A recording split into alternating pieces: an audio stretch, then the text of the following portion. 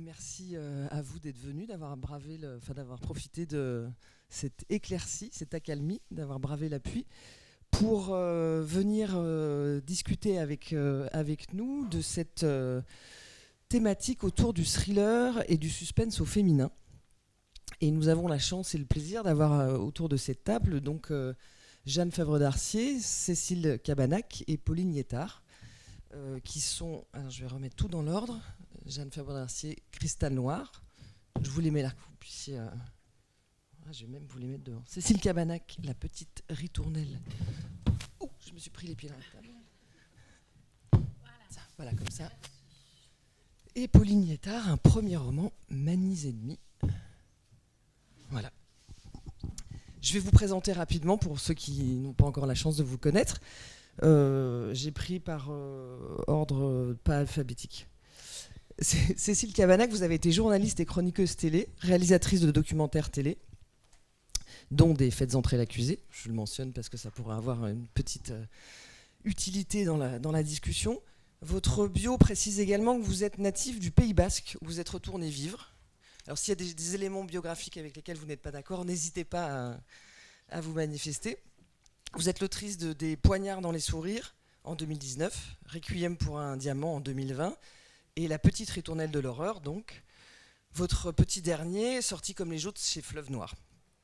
Une enquête francilienne de votre binôme de policiers, Sevran et Biolay, qui sont appelés en pleine nuit dans une maison dont le nouveau propriétaire qui a entrepris des travaux fait une bien macabre découverte, puisqu'en abattant une cloison, il va trouver un corps muré.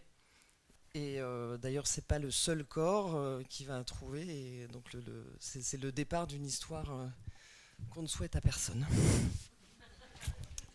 Jeanne Favre-d'Arcier, votre bio à vous précise que vous avez sillonné le monde arabo-musulman, l'Inde et l'Asie du Sud-Est, visité des pays aujourd'hui difficiles d'accès ou fermés au tourisme, type Syrie, Irak, Yémen, Afghanistan, une sorte de strike, que vous êtes sociétaire de la Société des gens de lettres et appartenez aussi à l'Académie du bassin d'Arcachon. Vous êtes l'autrice d'une vingtaine de romans noirs et fantastiques, adultes et jeunesse, dont 9 se déroulent à Bordeaux. Vous êtes lauréate du Grand Prix de l'Imaginaire.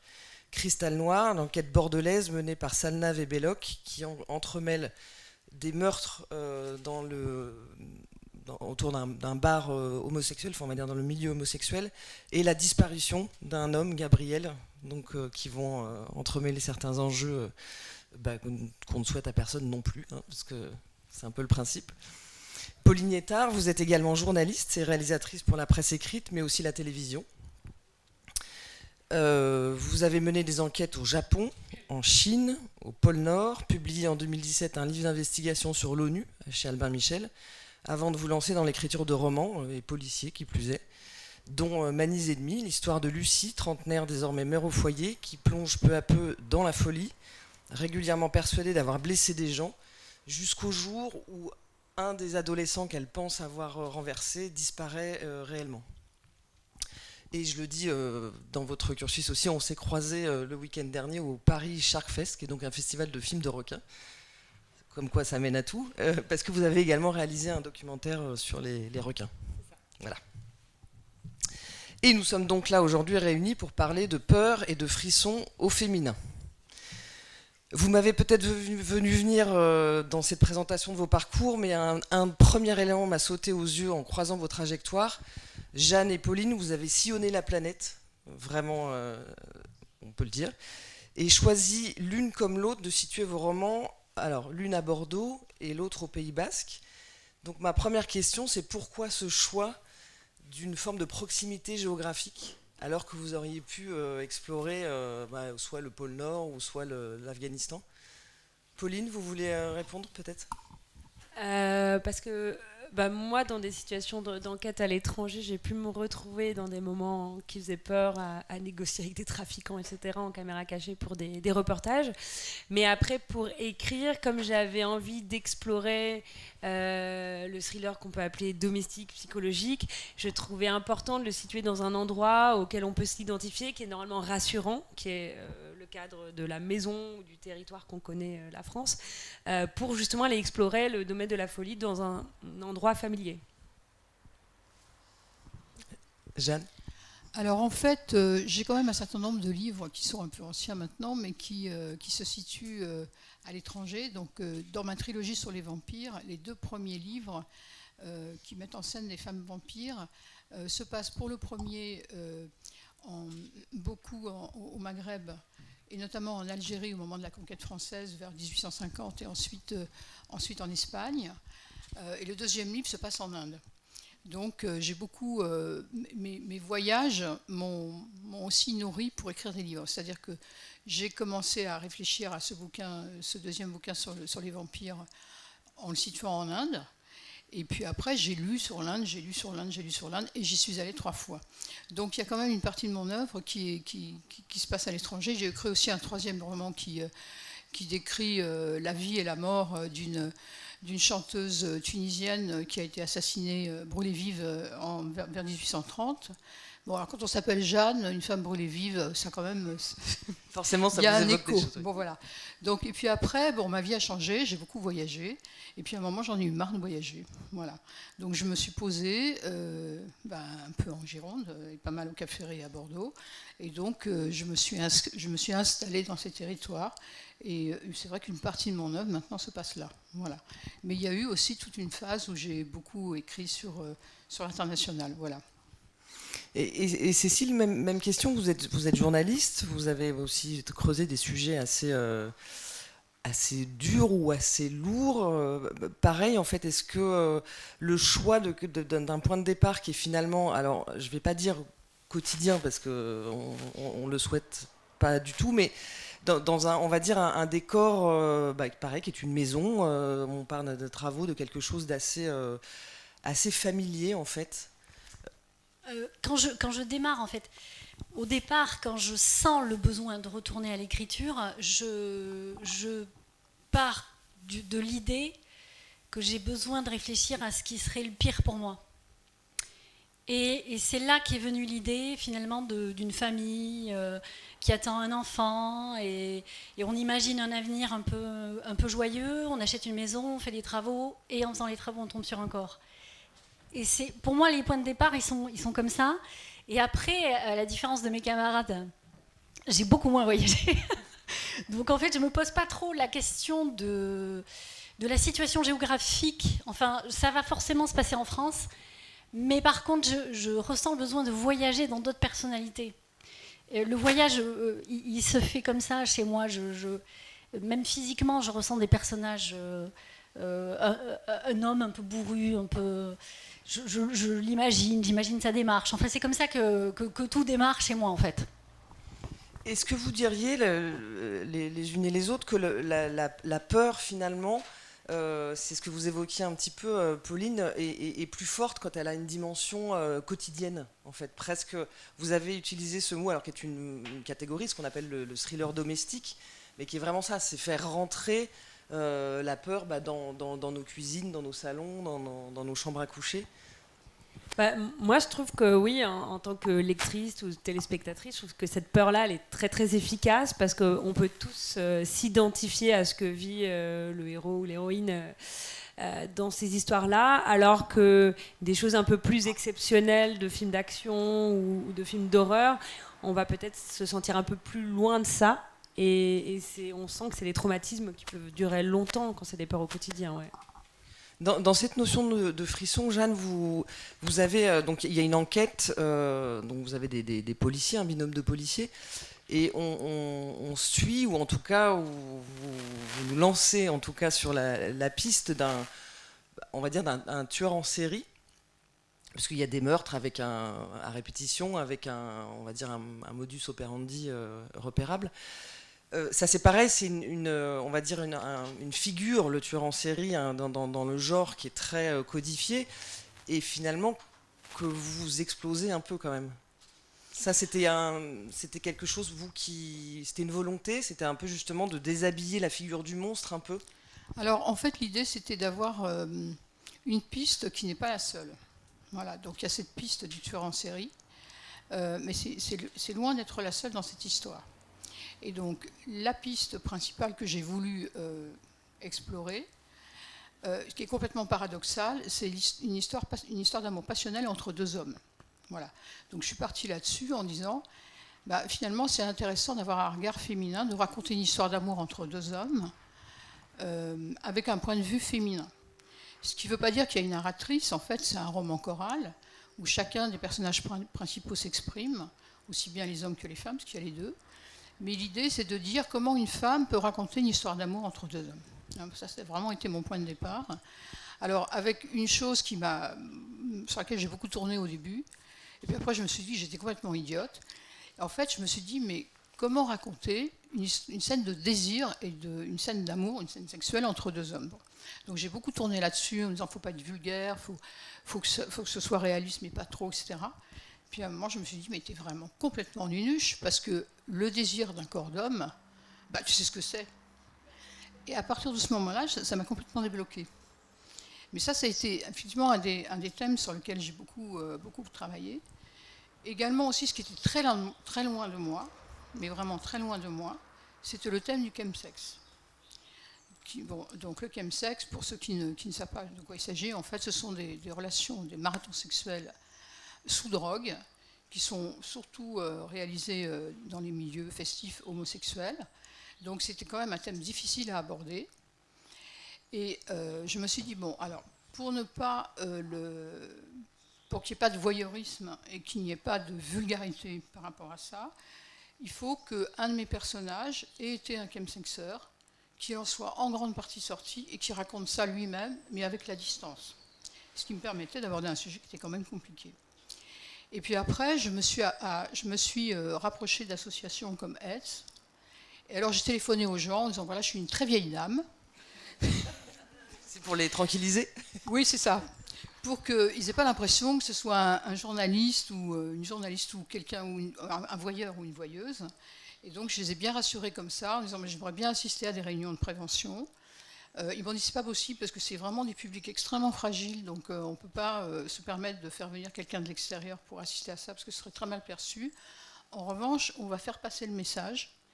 Et donc, effectivement, il y en a quelques-uns, des garçons, qui m'ont appelé pour m'expliquer qu'ils avaient pratiqué ce genre de choses, qu'ils en étaient sortis, etc. Donc voilà, en fait, c'était vraiment ces thèmes-là que je voulais aborder, avec un regard féminin. Alors qu'a priori, c'est pas du tout mon univers. Voilà.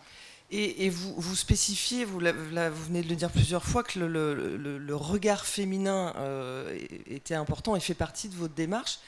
Est-ce que vous arrivez à identifier en quoi justement il est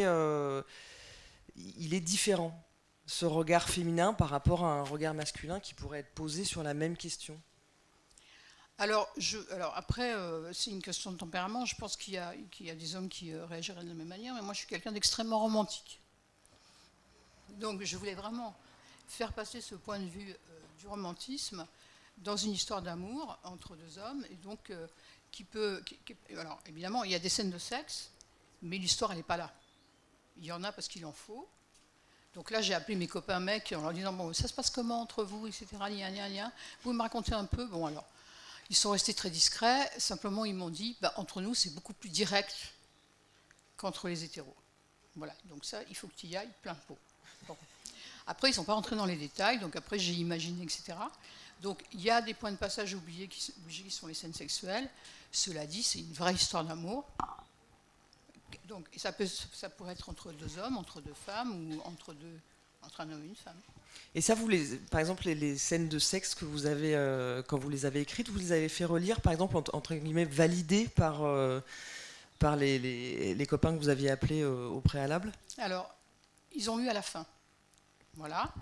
Et ils m'ont dit, c'est très juste. Ouais, parce que j'imagine que vous devez vous poser la question de la légitimité ou de la crédibilité. Ça a été effectivement un de mes grands... il y a des moments, je me disais, mais qu'est-ce que tu as été foutre de te mettre dans des histoires aussi compliquées à raconter? Tu ne pouvais pas trouver un sujet plus simple? Bon, voilà. Et puis après, je suis allée jusqu'au bout. Mais effectivement, la question de la légitimité du point de vue, pour moi, c'était essentiel, quoi. Voilà. C'était vraiment essentiel de trouver le ton juste et de raconter l'histoire de façon juste. Voilà. Et cette question de la légitimité ou de la justesse, quand vous projetez les unes et les autres forcément des défiances, enfin des déviances, même pas des défiances, ou alors on n'est pas dans la figure du monstre, mais en tout cas des criminels ou des choses qui sont des pratiques qui sont très loin de vous. Comment vous projetez ça? Est-ce que c'est une projection de vos propres peurs? Par exemple, Cécile, on est quand même vraiment sur aussi les questions autour des enfants. Oui, c'est vrai. Je pense, oui, que je projette complètement mes peurs. De toute façon, le point de départ, c'est toujours qu'est-ce qui, moi, me détruirait, en fait. C'est un peu spécial. Tout va très bien, hein, sinon, je vous rassure, mais n'empêche que c'est quand même l'idée de départ. Je me dis, mais je travaille autour de ça, beaucoup. Et en fait, sur ce roman précisément, il y a des souvenirs qui ont ressurgi de reportages que j'avais fait dans des instituts médico-éducatifs bien longtemps avant pour le magazine de la santé. Et j'avais eu le sentiment en fait de ne pas avoir été au bout de ce que je voulais dire. J'avais ressenti une frustration par rapport à ce qu'on avait dit dans ces reportages, par rapport à tous les témoignages que j'avais recueillis. J'avais gardé toujours en tête qu'il fallait revenir là-dessus. Et finalement, quand j'ai pensé à cette idée de qu'est-ce qui serait le pire pour moi, ces souvenirs sont remontés. Et là, je me suis dit, ça va être donc le thème de ce roman. Et ça a été le début d'un très mauvais moment. Parce que finalement, je voulais traiter ce sujet et je voulais mettre une distance avec ce sujet, mais j'avais du mal à le faire en fait. Toute la difficulté pour moi, c'était de trouver le ton juste, comme Jeanne. En fait, c'est ça qui est compliqué, parce qu'on a une histoire qu'on veut raconter, on l'imagine, on a le film dans la tête, mais il va falloir trouver les mots, il va falloir trouver une forme de pudeur. Pour moi, c'est important.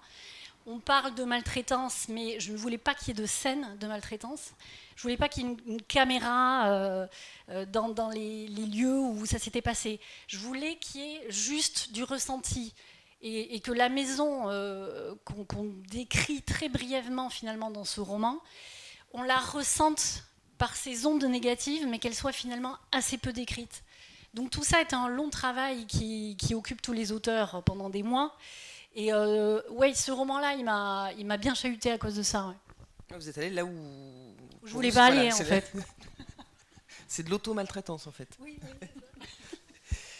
Pauline, vous prenez votre personnage, cette femme qui est une femme qui travaillait, et puis qui tout d'un coup devient. Alors je le cite parce qu'elle a cette phrase. Vous avez cette phrase à son sujet. Elle était devenue tout ce qu'elle redoutait quand elle vivait à Paris, une femme au foyer dans une maison avec jardin en province. Certes, c'était le Pays Basque, avec l'océan tout près et une qualité de vie qui faisait rêver. Mais elle se sentait inutile, férocement dispensable.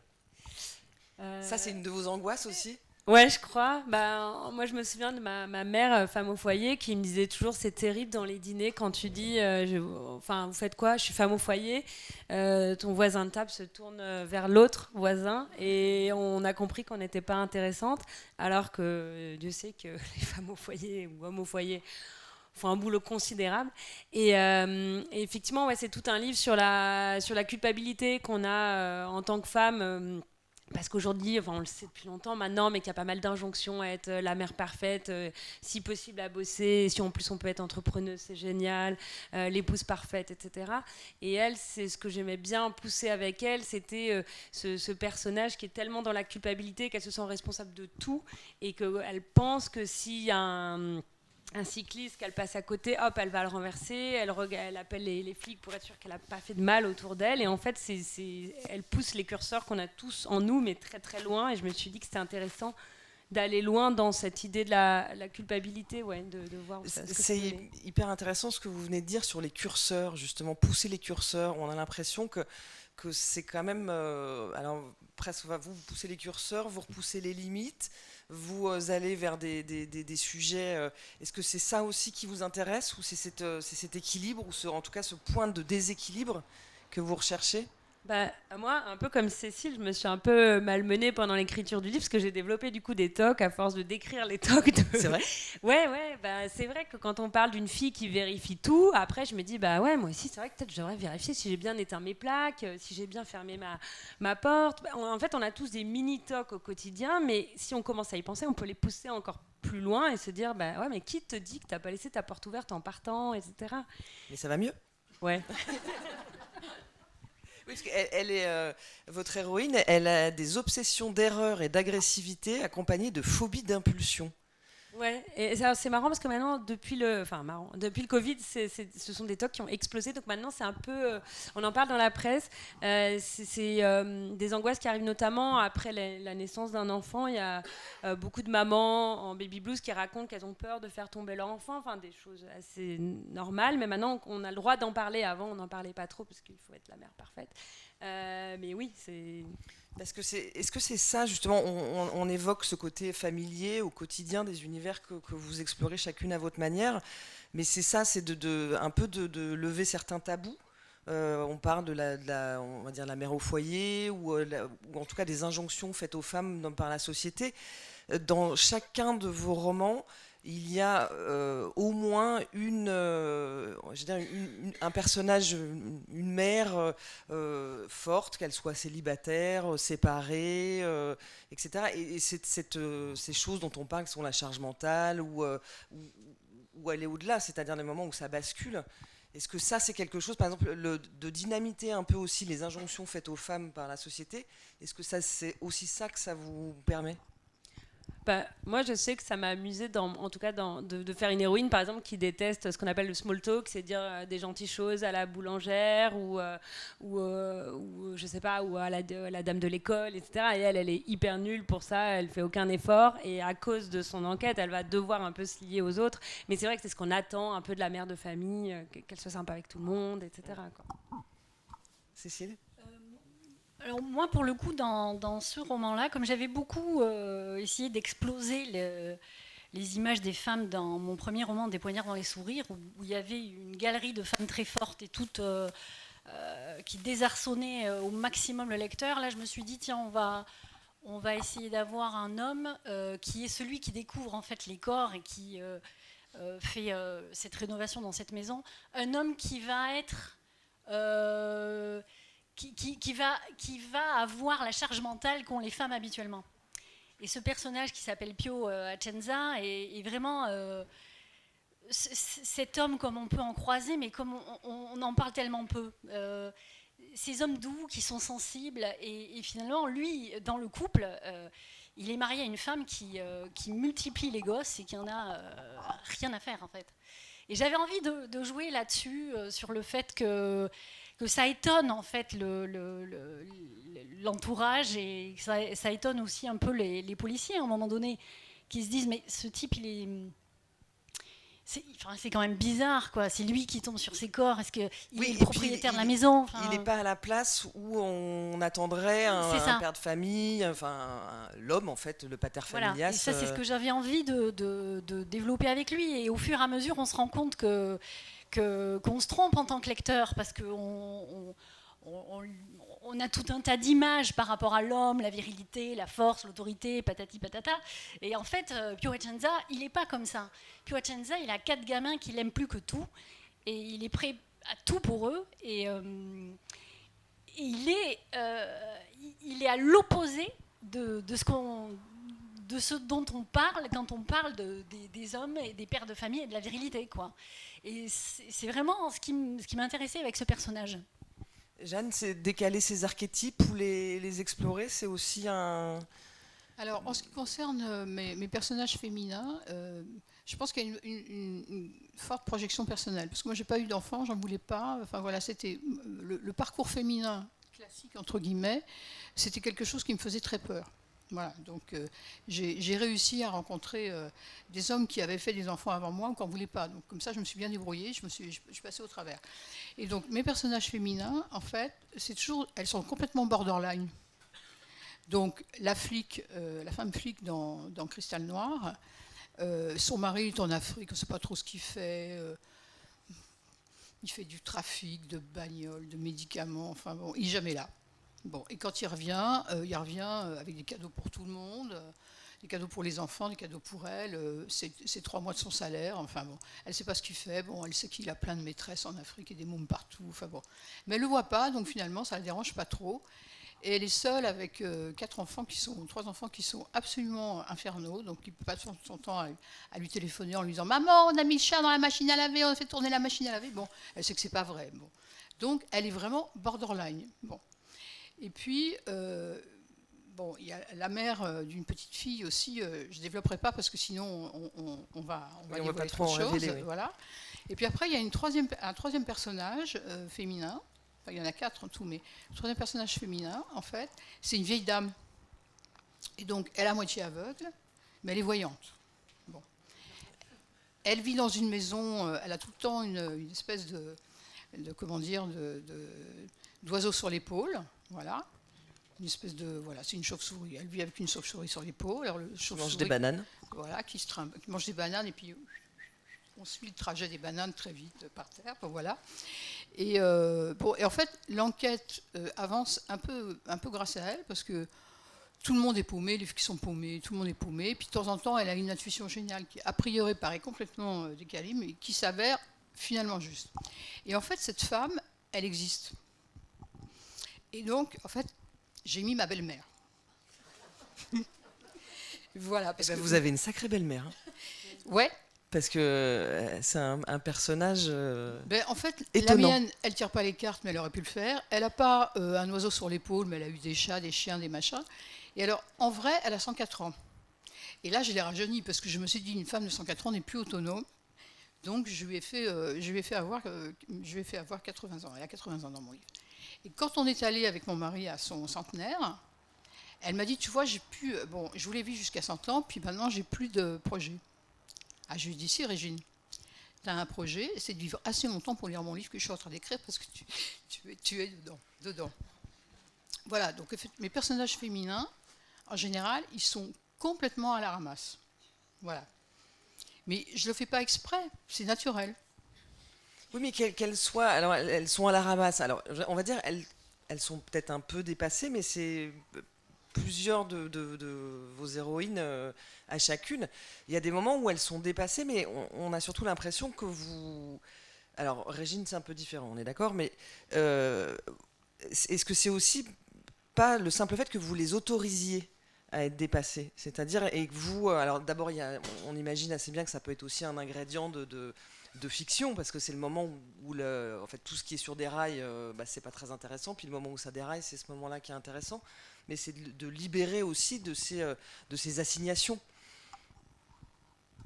Oui, enfin, ouais, c'est vrai que c'est ça qui est intéressant, c'est quand l'héroïne peut sortir de tout ce qui est attendu d'elle ou de nous en général, et pour aller se mettre en danger, accepter la fragilité, et peut-être dans cette fragilité-là, trouver des solutions, et pour revenir plus forte et surmonter des traumatismes ou des histoires personnelles compliquées. Ouais. C'est le moment où je vais citer Trotsky. Ah, vous n'y attendez pas, celle-là, qui a dit « Les familles heureuses se ressemblent toutes. Les familles malheureuses sont malheureuses chacune à leur façon. » Est-ce que c'est pas ça aussi, ce formidable moteur de fiction qui est la famille? Enfin, c'est un nid à emmerde, on est d'accord. Enfin, c'est quand même et à emmerde, voire à névrose, voire à plus. Enfin, parce que finalement, Oedipe, il a tué qui? Son père. Est-ce que c'est ça aussi, cette espèce de chaudron qui est la famille, qui est quand même et a priori, on en a tous une en plus là, donc, de famille. Est-ce que c'est pas aussi le plaisir d'aller dynamiter tout ça? C'est l'idée de l'ennemi intime, en fait, qui est tellement effrayante en même temps. C'est-à-dire que ceux sur lesquels on pourrait le plus compter, ils nous font des sales coups, parfois dès l'enfance. Ça crée des traumatismes. C'est ça qui m'intéresse. Moi, je passe des heures à parler de la famille avec les amis, en tant que journaliste. Si je faisais le compte, je pense que j'ai fait sans doute une majorité de reportages autour de ça, des traumatismes que peuvent créer les familles. Donc, moi, je trouve que c'est effectivement un chaudron, en fait, la famille. On peut écrire des histoires folles à partir de 3 personnes. Et c'est suffisant pour créer des trucs incroyables. Ouais, Jeanne, Pauline, oui, pardon.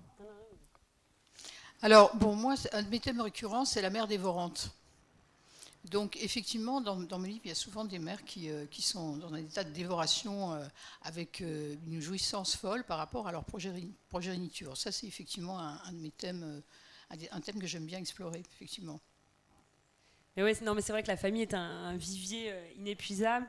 Et moi, par exemple, souvent, c'est un peu cliché, on a toujours la belle-mère un peu pénible, intrusive, et je me suis dit, tiens, moi je vais l'utiliser comme un aiguillon dans l'enquête de mon héroïne, parce qu'en fait, à chaque fois qu'elle se sent un peu dans l'impasse, elle a sa belle-mère qui s'impose chez elle, et en fait, en mettant les pieds dans le plat, en faisant des réflexions comme elle fait à chaque fois, pas très sympa et tout, en fait ça relance un peu l'enquête parce que mine de rien, elle dit tout ce que tout le monde pense tout bas et hop, ça donne des idées à l'héroïne pour progresser et tout en étant aussi dans le cœur de sa famille parce qu'évidemment elle cherche à révéler des secrets familiaux, mais voilà, il y a toujours aussi tous les liens familiaux qui donnent lieu à pas mal d'intrigues et d'histoires fortes. C'est ce terme sur lequel je rebondis qui est celui de la tension.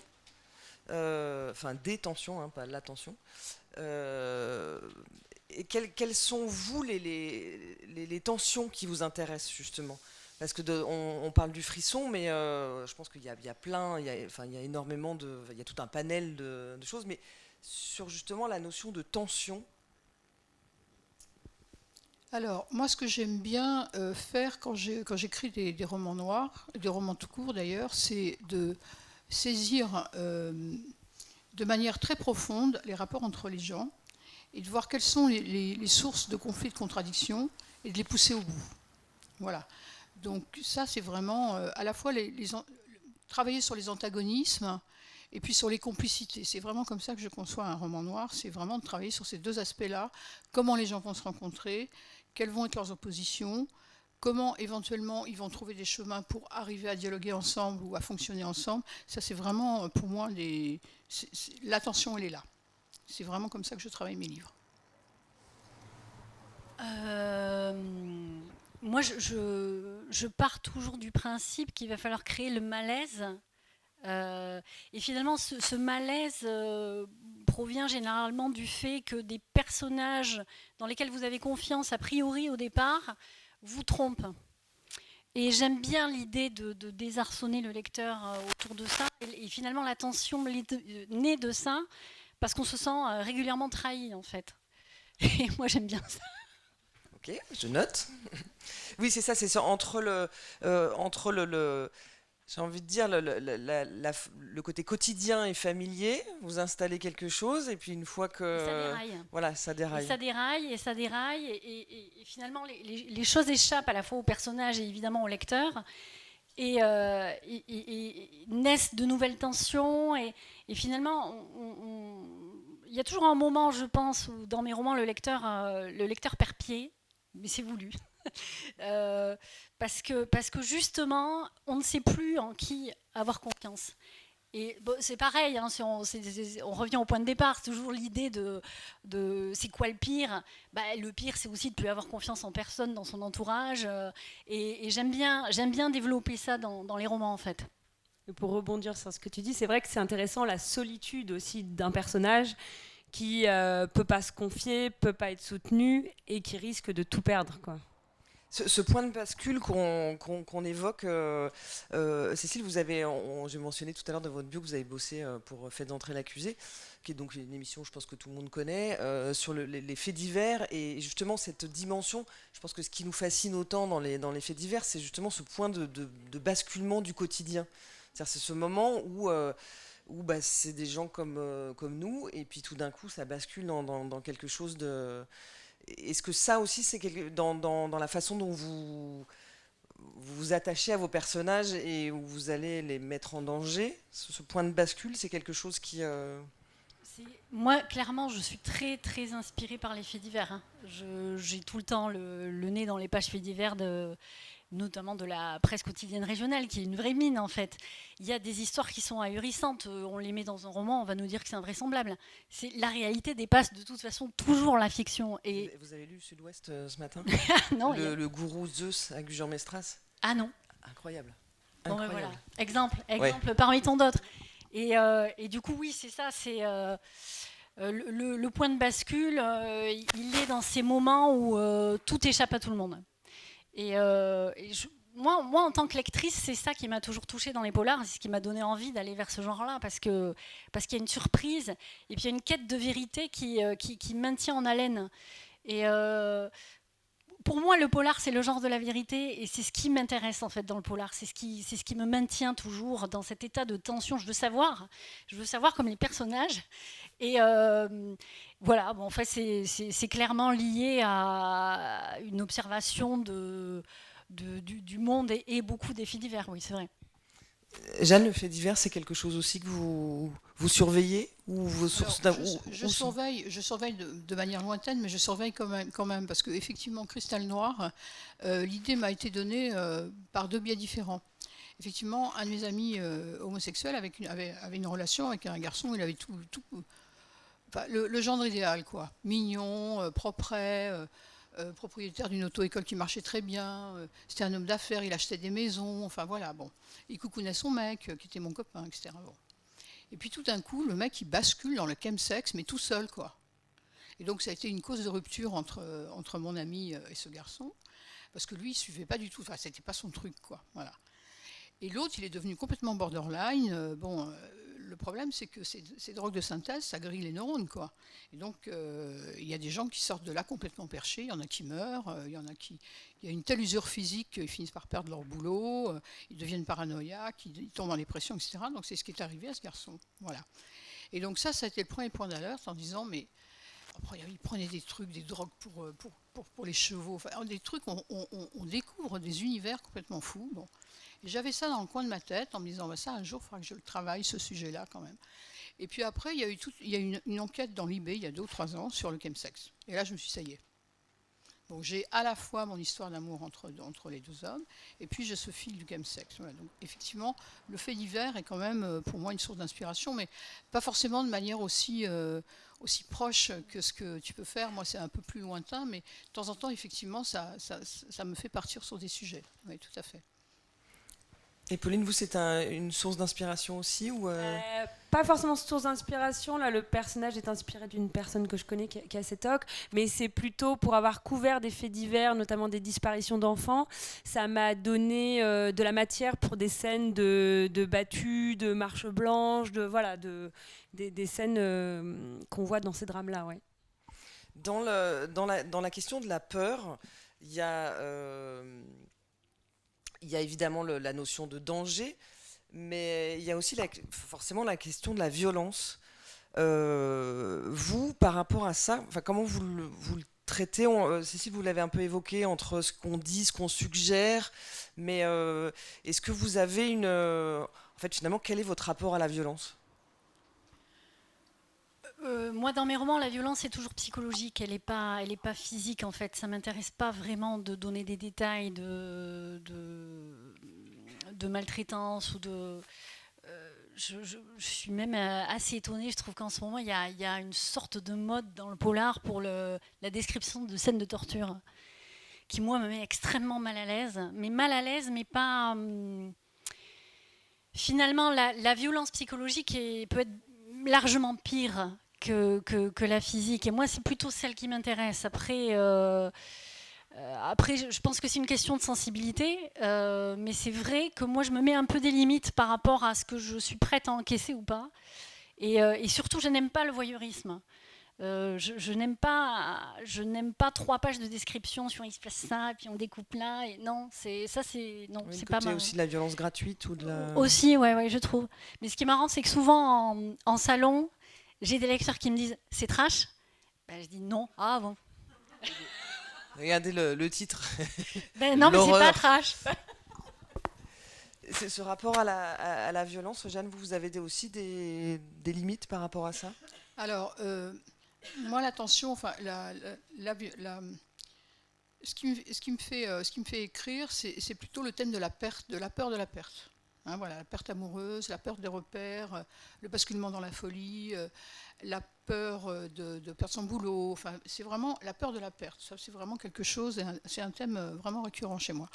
Et alors, après, dans mes livres, dans mes polars, évidemment, il y a des scènes de violence, parce qu'il y a quand même quelques meurtres.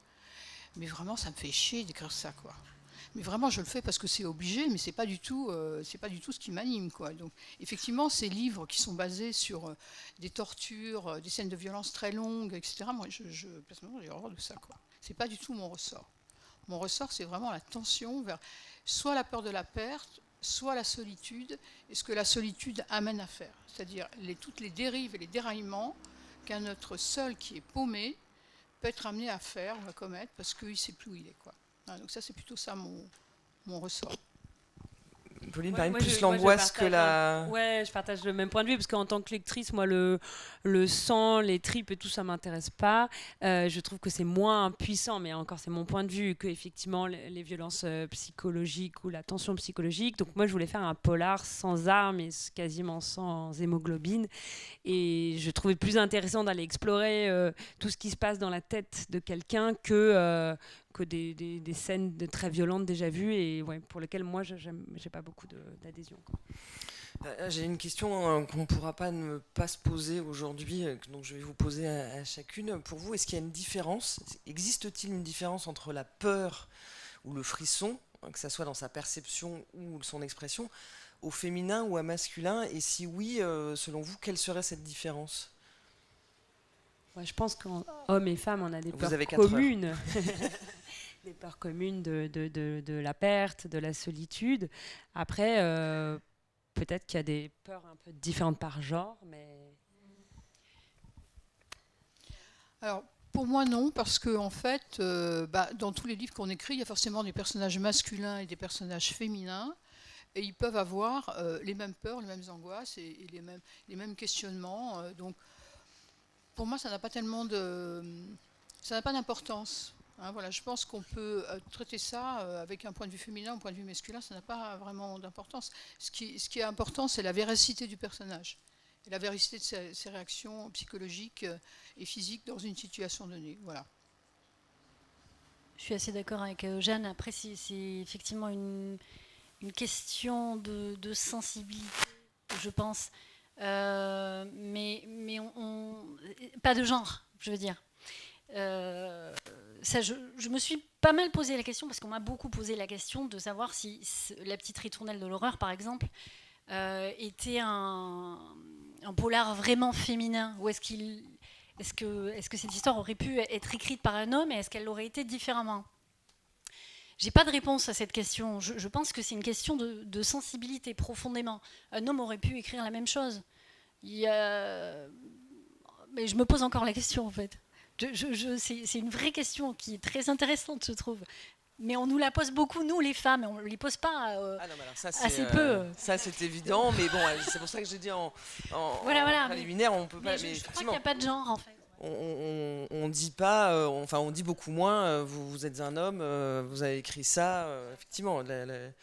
Oui, mais en fait, je pense que c'est une vraie question, en effet, de savoir la question du genre, et surtout, en fait, à qui on pose la question. Donc, et pour finir, je vous poserai une dernière question, quand même, là, non genrée. Hein, mais vous, qu'est-ce qui vous fait peur ?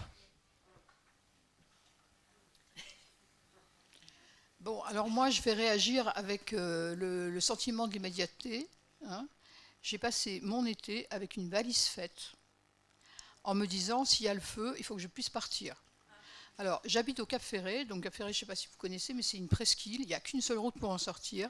Donc, j'ai passé mon été à flipper avec ça. Voilà. Et le week-end dernier, je me disais, bon, alors, c'est fini, puis paf, encore un feu. Voilà. Donc, moi, j'attends la pluie avec impatience, pour que les incendiaires arrêtent de nous embêter. Voilà. Donc, oui, la peur, voilà, ça, c'est la peur de l'incendie. Ça ne m'était jamais arrivé de penser à ça, mais maintenant, évidemment, je suis hantée par ça.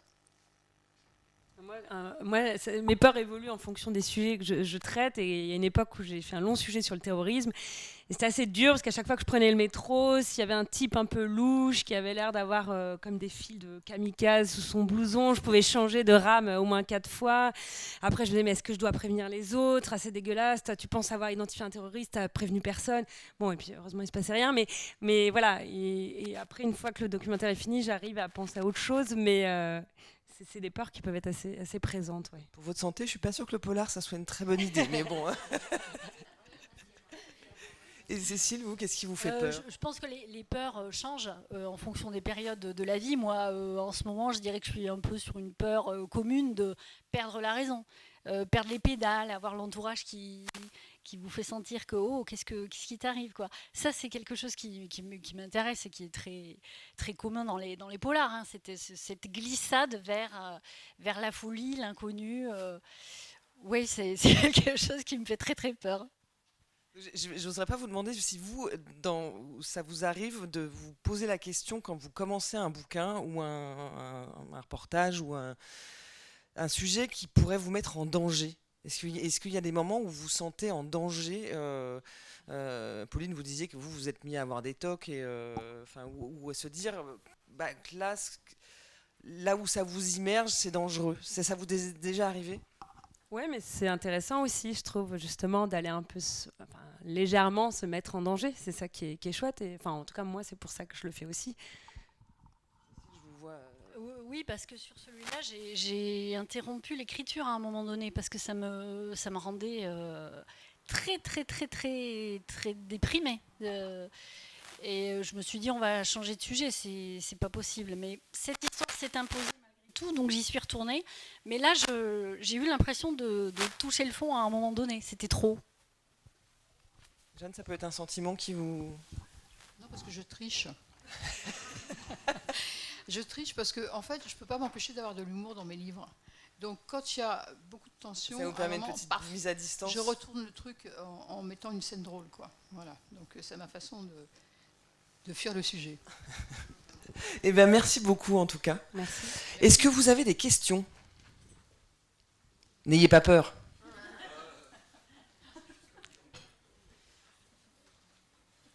Ah, c'est bien.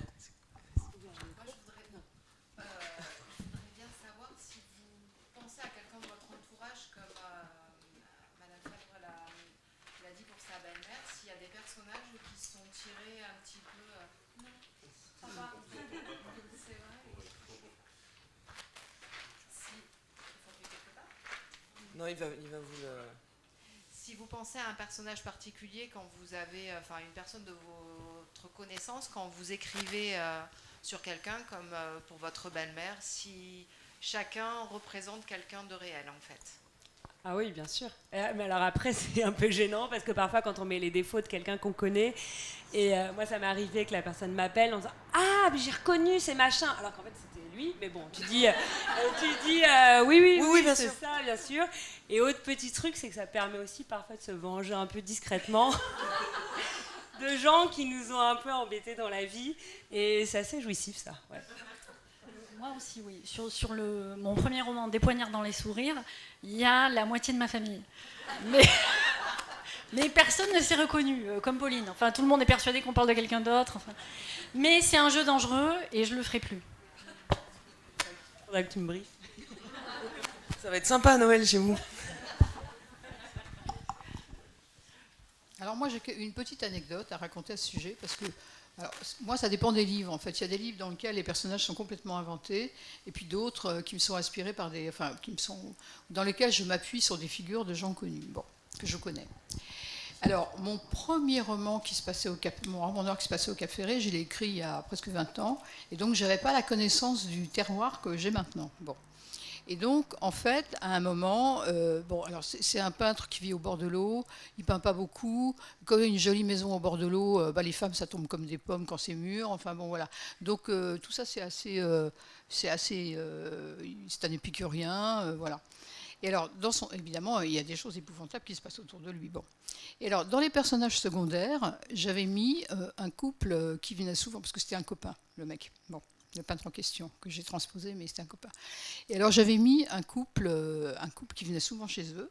Donc il y avait un flic qui m'a servi pour mon personnage de flic dans l'histoire, et puis sa femme. Bon. Et la femme, j'en ai fait un monstre. Ah, vraiment. Odieuse, vulgaire, alcoolique, agressive, enfin vraiment un monstre. Bon. Mais moi j'étais dans mon histoire, quoi.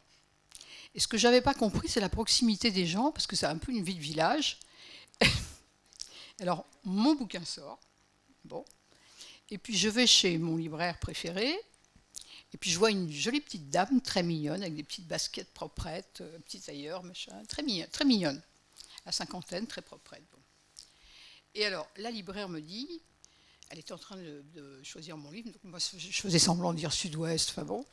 Et alors, la libraire dit, et justement, Jeanne, l'auteur, est là, donc elle peut vous dédicacer le livre. Alors moi, j'arrive avec mon sourire d'autrice, bon. Et alors, je lui dis, c'est quoi votre nom? Et alors, elle me dit, je suis Madame Machin.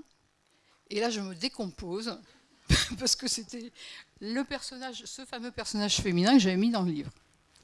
Et là, je suis partie en courant de la librairie.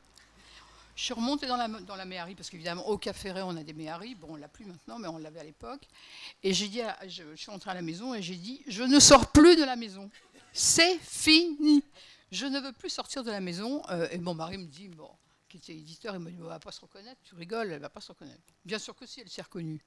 Et alors après, moi, quand je la voyais, je fuyais. Je fuyais. En fait, elle l'a pris assez bien. Elle s'est pas reconnue. Ah si, elle s'est reconnue, mais en plus, moi j'étais vachement gênée parce que c'était pas du tout mon personnage féminin odieux. Elle était charmante. Bon, donc après j'ai écrit des chroniques sur le Cap Ferret, qui sont des textes drôles, c'est de l'autodérision, c'est. Après, vous avez déménagé en fait. Non, j'ai pas déménagé, mais j'étais vraiment très embêtée. Et dans un livre suivant, en fait, qui sont des textes un peu sur ce qu'on a vécu nous, mon mari et moi au Cap Ferret, je l'ai fait passer. Et j'ai raconté qu'effectivement, j'avais écrit un livre dans lequel j'avais mis en scène une femme. Et après, j'avais beaucoup regretté parce qu'elle était beaucoup plus charmante que ce que j'avais écrit dans le livre. Donc elle a lu le bouquin, et maintenant ça va très bien. Vous pouvez ressortir de chez vous. Oui. Ouais, comme quoi, il faut faire gaffe.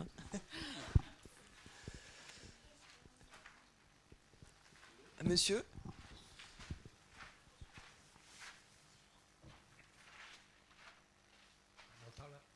C'est bon. Imaginons que vous deviez partir sur une île déserte en n'emportant qu'un seul polar. Quel polar vous emporteriez? Je me lance tout de suite. Le Dahlia noir de James Ellroy. Je peux le relire sans fin. Moi, je crois que je prendrais Denis Lehane après la chute, sur une femme qui se sublime dans une enquête. Bon, moi je prendrais la totalité des Rougon-Macquart de Zola. Donc c'est pas vraiment du roman noir, mais c'est quand même du roman noir. Il y a 20 tomes. C'est génial. C'est pas mal. Ouais, ça Voilà. c'est Merci. pas mal. Ouais. C'est une bonne question, ça, monsieur. Est-ce que vous avez encore des questions? Eh ben, il me reste à vous remercier chaleureusement. Merci. Et vous aussi, vous avez été super. Et vous pouvez retrouver les autrices derrière leur stand. Et si vous vous reconnaissez dans leur bouquin, n'hésitez pas à leur signaler. Merci beaucoup. Merci.